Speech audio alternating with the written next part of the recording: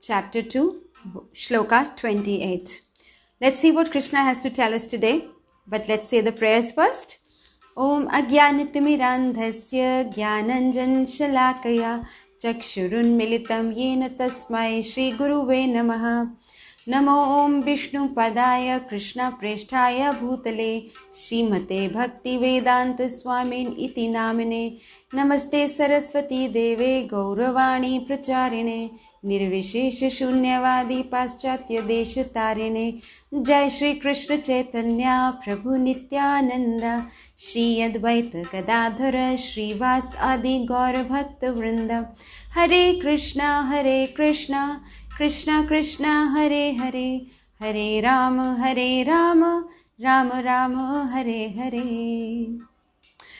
So today's verse reads like this, and there's a lot to be understood today in this wonderful verse, and a lot that we can take home with us in today's wonderful session.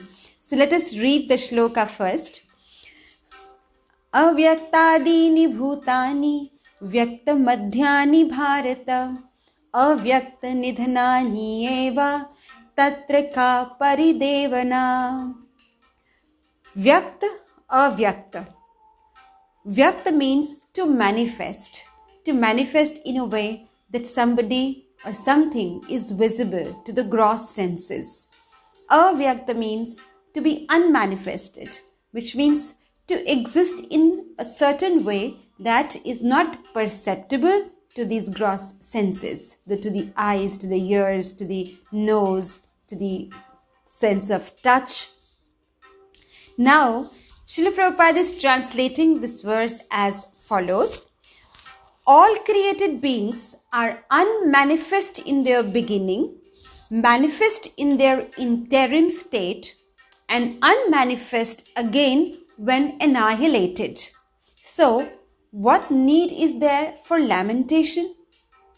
Now, we also know from our experience that somebody takes birth into this world and comes to exist, comes to be manifested in front of our eyes, and we believe the person to be born.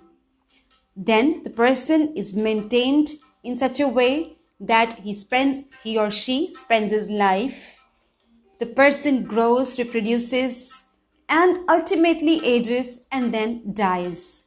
So during the time of his life tenure, the person is manifest before our eyes. But when the person dies or is annihilated, we say that person ceases to be, becomes unmanifest. Actually, if we believe in the bodily conception of life, that life is only this body, there is no question of anything existing before or after that. Now, Srila Prabhupada is actually giving us both the alternatives. Rather, Krishna is explaining to Arjun that whichever way you believe, Arjun, still there is no reason for you to cry. Now let's take it as Srila Prabhupada is explaining in the purport. He's saying that there are two classes of people or philosophers. One class of people who believe in the soul, and another class who do not believe in the soul. Now, taking up the second class first, that is, the ones who do not believe in the soul are essentially atheists. Now, who are atheists? Atheist means, if we say that in Hindi, we say Nastik. Now, oftentimes we say atheist is a person who doesn't believe in God. Now, actually, atheist is a person who doesn't believe in the Vedic philosophy either. Now, when the Vedas tell us, in fact, the conclusion of all the Vedic scriptures is that we are the soul.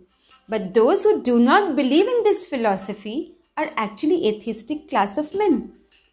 Now, Srila Prabhupada is telling us, let's for a moment take it that there is no soul. Let's, for the sake of argument, as Srila Prabhupada points out, for the sake of argument only, let us say that there is no soul.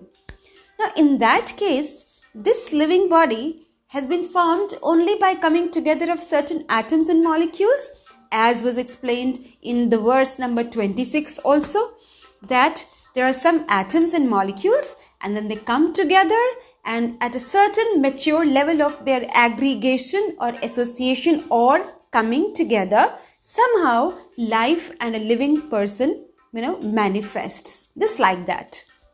Well, we saw a lot of arguments that went against this theory. But for the time being, let us assume this to be true. Now, if that is so, Srila Prabhupada is telling that the atoms and the molecules come together to become manifested, which means before these atoms and molecules come together, the person was not manifest, which means not visible to us. And then when they come together, a person is born, so-called born, and is manifest to our eyes. We can see that person, we can hear the person.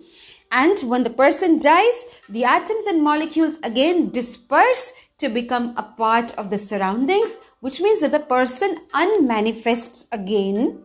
Now, if we look at it from the point of view of conservation of energy, which is absolutely true, that all matter and energy is conserved.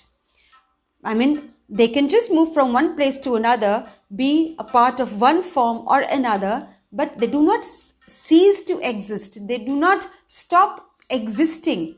Now, those atoms and molecules which were making up that living person after the death have dispersed and become a part of something else, which means those atoms and molecules are still there. So, Arjun, what is the point in lamenting over those atoms and molecules which are still there but in some other form, not in the same form as they were earlier?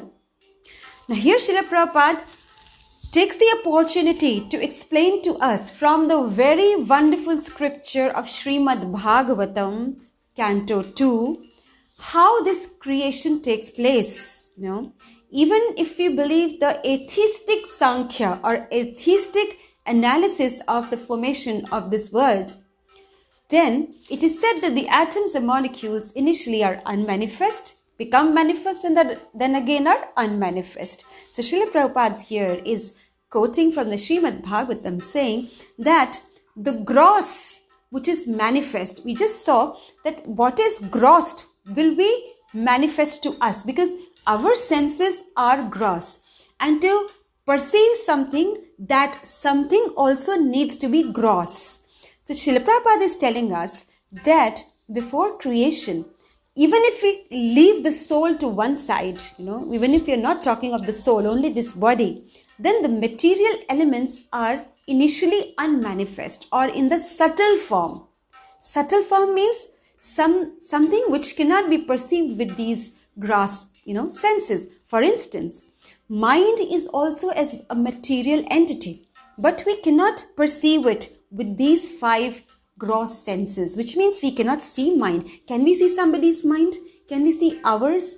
But that doesn't mean that the mind is not there. Mind is there, but it is so subtle, so sukshma that we cannot see the mind or hear the mind or touch the mind with these gross senses.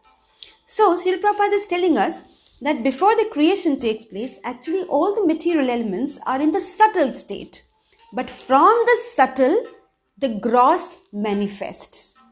So, to be understood here, wonderful thing is from the subtle elements, gradually the gross elements manifest. Now, how does that happen? Prabhupada is explaining with the help of the 5 gross material elements, that is the ether, the air, the fire, water and earth. Now, out of these 5 elements, the grossest element is earth. Now, why do we say it is the grossest element? Because although all 5 of them are gross elements, because they can be perceived by our gross senses. We can perceive all these 5 with our gross senses. That's why all these 5 are gross elements. But out of them, grossest is the earth, because earth can be perceived by all the 5 senses, which means the earth can be seen, heard, it can be touched, it has taste, it has also a smell. To that we will all be a testimony, because when the rain falls we get that certain very, very enchanting smell coming out of the earth, which is very dear to all of us.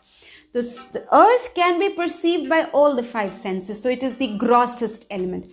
And the subtlest element of these gross elements, which means though it is also a gross element, but out of these five, it is the one which can be perceived only by one sense, that is the ear, that is ether. Ether or kham, akash, vyom, whatever we may like to call it, it is that element which is present in vacuum also. So only way the ether can be perceived is through the sound, and that is through the ear. So Srila Prabhupada is explaining to us that when this material creation takes place, when this gross material nature comes into being, first the ether is transformed to air. Then the air, it is transformed to fire. Then the fire is transformed to water. And then water is transformed finally to earth, which is the grossest. So as we move from ether to earth, we'll see that every next element can be perceived by one more sense. For example, ether can be perceived only with ears, but air, which manifests from ether, can be perceived by ear as well as touch, the sense of touch. Then after that comes fire, which can also be perceived apart from ears and touch by eyes, because we can see fire. Then water. Water can also be perceived through tongue, which means water has a taste, right? So in this way, we see that the perception, the level of perception of these senses increases as we move from ether to earth. And then Srila Prabhupada tells us, from earth can manifest so many other things. For instance, a building may be built, a skyscraper, as Srila Prabhupada tells us. When a building is started to be built, initially the atoms and the molecules and the elements are just lying about and not manifest to our eyes, in the sense that we cannot perceive it as a building. But once the building is made, we can see it to exist. But then when it is destroyed, once again the atoms and molecules, they move back to their original state in the soil. Then again it becomes unmanifest. So again Srila Prabhupada is telling that Krishna is telling Arjun not to lament or cry over those atoms and molecules which sometimes are dispersed and sometimes get aggregated to manifest a living person. Then even if you are believing the living person to be just the body, what's the point? Anyways, the bodies of the people who you are going to be aiming your arrows at are going to be annihilated as a law of nature. What's the point in lamenting and not doing your duty? But towards the end of the purport, Srila Prabhupada is telling, but Arjun, somewhere, of course, Krishna is indicating that Arjun actually believes in the Vedic injunctions. He's not an atheist. So if we believe the Vedic injunctions, which are the best word of, it's the word of God, straight from God's mouth. So Vedic scriptures enjoin that we are not really this body, we are the soul. And the body is just a dress over it. It's just a piece of clothing. So what's the point, crying over a piece of clothing if one gets torn and is replaced by another one? So here Srila Prabhupada, in the purpose is making this point that as in the previous verses it was said that the soul is eternal, nitya shoktah sharirina, whereas the body is perishable, antavanta ime dehaha. So here Srila Prabhupada is again taking us to the existence of this gross material body, which is like a dream. He's comparing it to a dream. Just like when we're dreaming, in the dream we can go to all sorts of places. Maybe we make a visit to, say, England or USA, or maybe some other place that we might be fantasizing about. And we may be flying on the aeroplane or sailing in a ship, or visiting another, enchanting alien land. But when we wake up, the dreamlike state gets over. Did the dream exist or not? Of course it did, but it was subtle and it was temporary. Similarly, Srila Prabhupada explains that this material body, this material existence for that matter, is a dreamlike state. It does exist, but it is very, very temporary. And therefore, we must not lament about this temporary dreamlike state of the material existence. And we must focus on what is real, permanent, and eternal, which is our soul. So, a wonderful purport in which Srila Prabhupada very scientifically, very schematically, again impresses on us that there is no point in, crying over the atoms and molecules in front of us, because this is only anyways a temporary existence. So, for today that much, the point that we take home today is one, that if somebody believes in the soul, then also there is no point crying over it, over the body.